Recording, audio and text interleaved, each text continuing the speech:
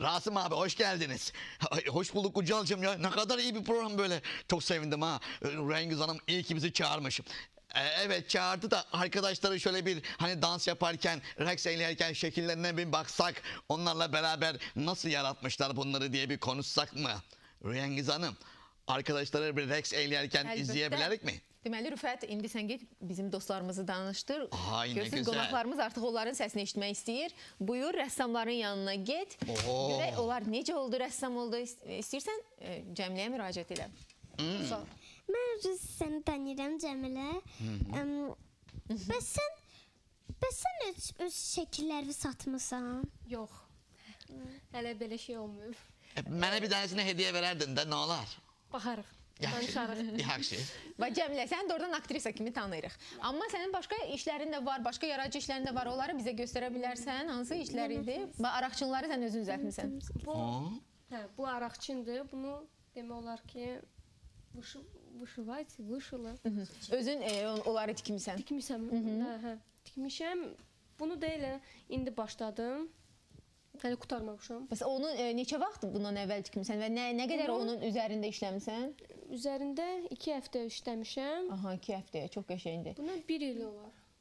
1 ildir hazırlamısan. 1 il, hə. Bəs özün istifadə edirsən onu heç? Yox.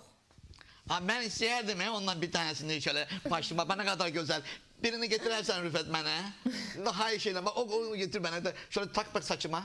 Hadi Rüfet birini kömeğiyle getirir misin? birini apar ver. Hadi birini apar getir. Ay şöyle ay maşallah. Getir. Aha bak saçlarım biraz şöyle koy. Bu size verilir. Ay çok sağ ol. Aha, ay sen artık ona hediye ne kadar güzel yaraştı. Yaraştı mı benim elim? Çok yaraşdı. Rengiz Hanım Çok sağ ol. güzeldi. Minnettar. Ellerine sağlık. Həmişə devamını getirersin. Cəmilə, bəs başqa sənin hansı yaradıcılıq qabiliyyətlərin var yəni? Mən rəssamlığa 2 il getdim. Mənim işlərim var. Oradadır. Dekorativdir. Dekorativ işdir. İndi bu payız qızıdır. Aha. O birisi şəklin necə adlanır? Bu payız qızıdır. O birisi payızdır. Bu da ağacdır. Aha. Ağacı. Çox yaxşı. Amma Rüfətin səndən soruşduğu o idi ki, sən şəkilləri satmısanmı? Yox. Hələ ki öz yaradıcılığından gəlir əldə etməmsən. Amma Rüfət, nəyə görə soruşursan? Sən rəssam olsaydın şəkilini satardın? Yox, mən internetdə görmüşdüm ki, bir dənə uşaq, heç dərsə getməyən uşaq, balaca, elə şəkillər çəkir ki, onu 1 milyon dollara satır. Belə şey ola bilər ki, bir dənə balaca uşaq milyonçu olsun. Əlbəttə olar. Həmin o balaca qızın, sən internetdə gördüyün qızın 4 yaşı var. Avstraliya vətəndaşıdır. Onun artıq 1 milyon dollara kapitalı var. Yəni şəkillərini satıb ilk şəklini 30 min dollara satmışdı. O abstrakt şəkillər çəkir, amma hamı onu qəbul edir. Amma senin neçə yaşın var? Benim 7. 7, onun da 4. Olar ileride düşünərik. Amma Rüfət də başqa sahədə yəqin ki, uğur qazanacaq, hətta rəssamlıqla məşğul olmayıb. Nərmindən gəl soruşaq. 3 yaşımdan rəsm çəkirəm, amma 5 ildir ki, Uşaq Gənclər Yaradıcılıq Mərkəzində rəssamlıqla məşğul oluram. Bir çox sərgilərdə iştirak eləmişəm. 2011-ci ildə Amerikanın Vaşinqton şəhərində keçirilən Beynəlxalq Uşaq Festivalında 1-ci yer tutmuşam, Vaşinqtona dəvət almışam. Müəlliməm Nərmin Abdullayeva birlikdə ora getdik, orada Azərbaycanı layiqincə təmsil etdim. Nərminin görün nə qədər diplomları var. Mən operatorumuzun 25 dənə diplomu var. O hamısı mənim masamın üzərindədir. Hətta Amerikada 1-ci yerə çıxıb. Yunanıstanda da 2-ci yer. Bu doğrudan böyük uğurlardır. Yunanıstanda 2-ci yer, Qırğızstanda 1-ci yer tutmuşam. Və əl işlərində göstərək Nərminin, gör onun əsasən milli üslubda çəkirəm, bir də çoxlu belə rəngli. Çox maraqlıdır. Amerikada hansı şəklin 1-ci yerə çıxdı? Mənim sevimli idman növü. Mən orada milli güləş çəkdim. Elə onların da marağını cəlb eləmişdi. Həm də ki, elə bil Azərbaycanın mədəniyyətini təbliğ eləmək kimi özüm həmişə elə çəkirəm ki, onlar da tanış olsunlar. Görsən, hətta milli ruhda çəkdiyin şəkillər Amerikada 1-ci yerə çıxıb. Alqışlayaq. Gör bizim nə gözəl balalarımız var. Alqış yapınıza. Maşallah, maşallah. Rüfət, balaca Nailəyə yaxınlaş elə. Onun görə neçə yaşı var? Bəlkə o da milyonçu rəssam ola bildi. Neçə ildir ki, rəsmlə məşğulsan? 2 ildir məşğulam. 3 yaşından çəkirdim. 6 yaşım olanda getdim rəsm məktəbinə. Oo, nə gözəl. Nə qədər sənin də diplomun var mənim masamın üzərində, amma bu diplomları ikinci yer tutduğuna görə təltif olunub. Bu Azərbaycanda ən çox sevdiyim idman növü mövzusunda. Hə? Sən də idman növü mövzusunda ikinci yer tutmusan. Bu sənin şəkillərindir, maraqlı şəkillərdir. Yəqin ki, Nailə öz yaşına uyğun şəkillər çəkib də əlbəttə ki, biz onu da alqışlayırıq. Gəl Ailəyə də müraciət edək. Bəs sən neçə ildir məşğulsan? 4 ildir ki, rəqəm ölməyə gedirəm. 3 ildir ki, Sən rəqslə məşğul deyilsən, sən də teatrla məşğulsan. rəqslə də məşğulam. Həm də rəqslə məşğulsan. 3 ildir ki, rəqsə gedirəm. Lap yaxşı, sənin nə fikirlərin var, nə planların var, gələcəkdə kim olmaq istəyirsən? Mən gələcəkdə müəllimə bir də aparıcı olmaq istəyirəm. Aha, alqışlayırıq. Sizin mesleğinize, yerinize göz dikip diyesen Ayla. Yəqin Ayla, mən ümid edirəm ki, çox yaxşı aparıcı olacaq. Çünki düzdüdür. Evet, o görürüm ki sen de ikiniz de hep hemişe ekranda olacaksınız, sahneleri dolduracaksınız inşallah. İnşallah. Hadi olar mı bizi bir reks gösterisi de eyleyesiz? Göstərək. Yani olarak göreceğiz. Oo, güzel.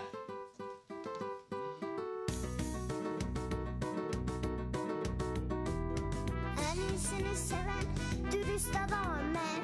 Kızlara ihtiyacım yok, ne paraya ne taşka. Adımın üstünde dağlara giderim. Yıldızlar ve ay nereye gittiğimi söyler. Ay ay ay ay, ay benim aşkım. Ay esmerim, ay benim kalbim.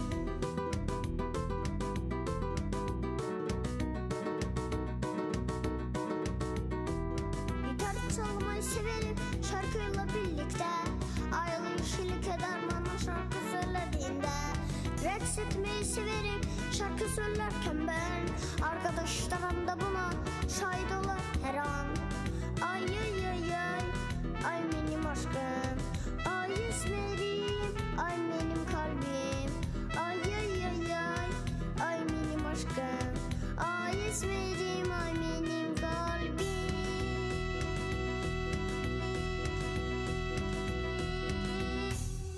Bravo, bravo, bravo, bravo.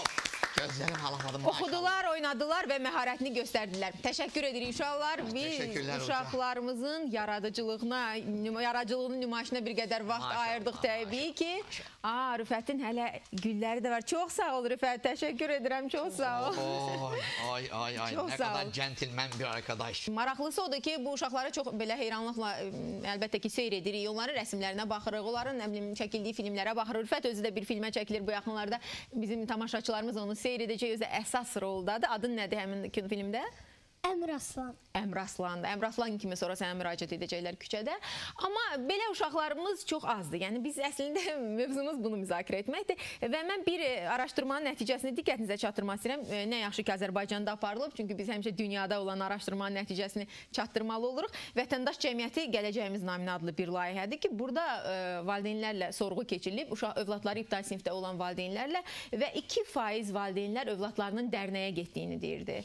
Cəmi xeyr cavabı verən valideynlərin isə əksəriyyəti çalışırdılar ki, uşaqlarını dərnəyə aparsınlar, amma onlar vaxt yoxdur. Hətta 76% valideyn deyirdi ki, asudə vaxtları yoxdur. Onların uşaqlar bütün günü dərslə məşğuldur. Çox maraqlı bir faiz də var ki, 85% valideyn ümumiyyətlə belə mərkəzlərin olduğundan xəbərsiz olduqlarını qeyd ediblər. Məncə bu çox böyük rəqəmdir və bu rəqəm məni də düşündürdü və güman edirəm ki, yəni biz yəqin ki, bu gündən etibarən yəni ümumiyyətlə bizim verilişimizin məqsədi uşaq problemlərini cəmiyyətin diqqət mərkəzinə çatdırmaqdır və bu gündən etibarən biz çalışacağıq ki, bu dərnəklər barədə mütəmadi verilişimizdə məlumat verək. Təbii ki, pulsuz olan dərnəklər barədə, dövlətin təşkil etdiyi dərnəklər barədə özəllər əlbəttə ki, özlərini reklam eləyirlər. Valideynlərin xəbəri olsun və belə yaradıcı mərkəzlərə daha çox üst tutsunlar. Yəni bu fakt odur ki, 2% çox azdır. Yəni bu uşaqlar onsuz da inkişaf edirlər yaradıcı cəhətdən. Amma elə uşaqlar var ki, yəni o demək deyil ki, dərnəklərə getmirlər, evdə otururlar, bu uşaqlar inkişaf eləməyib, belə də demək olmaz. Elə uşaqlar var ki, elə ev şəraitində də valideynləri onlarla eləşdirir, məktəbdə də belədir. Babək müəllim, sizə müraciət etmək istəyirəm. Yəni bizim təhsilimiz kifayət edirmi? Bizim yəni sadəcə uşaq məktəbə gedir, evə gəlir və ya bağçadan evə gəlir. Yəni bizim bağçalarda da ən yaxşı bağçalarda da belə çox az halda teatr var, çox az halda uşaqlarla bu yaradıcı, yəni formada inkişaf necə deyim, işləyirlər. Birinci ümumiyyətlə fən hesabı ilə sıralasaq məktəbdə tədris olunan fənləri, birinci yerdə riyaziyyat və dəqiq elmlər gedir. Onları humanitar fənlər əvəz eləyir. Yaradıcılıqla bağlı fənlər musiqidir, rəsmdir. Bunlar sonuncu yerlərdə. Bəzi məktəblərdə ümumiyyətlə keçirmir, bəzi məktəblərdə yəni keçirlər. dərsi keçilir. Ümumiyyətlə götürdükdə valideynlər öz övladları ilə evdə məşğul olsalar, düşünmə qabiliyyətlərini inkişaf elətdirsələr, bu elə yaradıcılığın inkişafı deməkdir. Düşünmə nədir? Mən öz seminarlarımda böyüklərə sual verirəm. 98% bu düşünməni düzgün izah eləyə bilmirlər mənə. Düşünmə biri deyir indi gördüyümüz şeydir, biri deyir ayıq vaxt gördüyümüzdür, biri deyir beynin daranmasıdır. Amma düşünmə insanın özü-özünə sual verməsi və onun cavab axtarması deməkdir.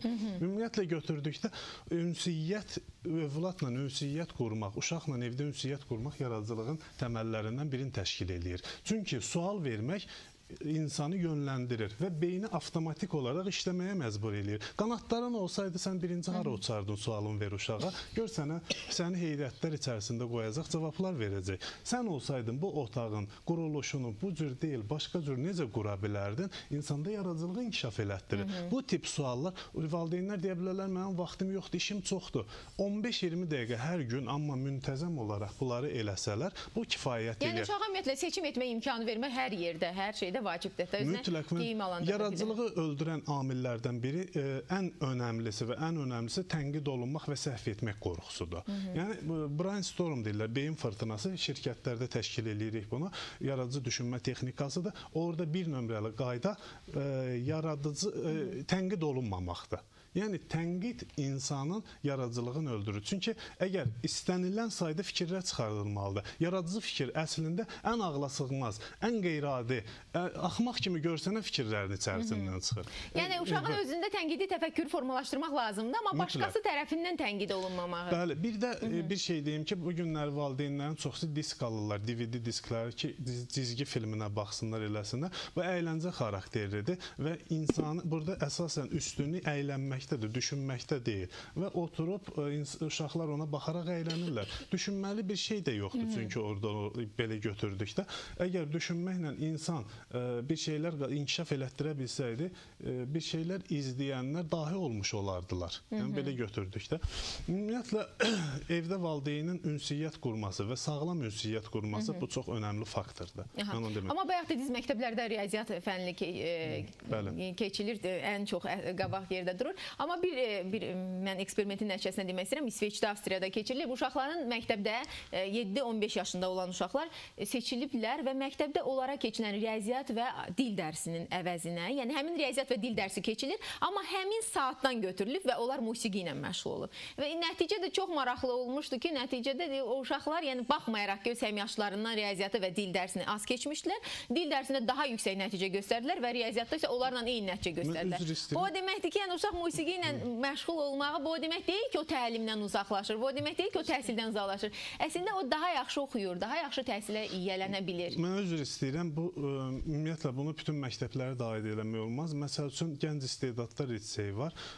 Bizim Abel müəllimin təşəbbüsü və təklifi ilə birbaşa Bakı Dövlət Universitetinin nəzdində olan məktəbdir. Çox gözəl, orada həm yaradıcılığa çox böyük üstünlüklər verilir. Belə məktəblər var, əlbəttə ki, Avropa liseyi var, çox belə yaxşı məktəblərimiz var ki, orada bu dərslər, xüsusi əmək dərsi, rəsm dərsi digər dərslərdən çox yüksək hətta səviyyədə keçirilir. Çox yaxşı keçir, amma demək olmaz ki, bütün məktəblər belədir və həm də biz təkcə Bakı şəhəri deyil, yəni bütün Azərbaycandan danışırıq ki, yaradıcı uşaqların sayı çox olsun. Burada bir təklif kimi benim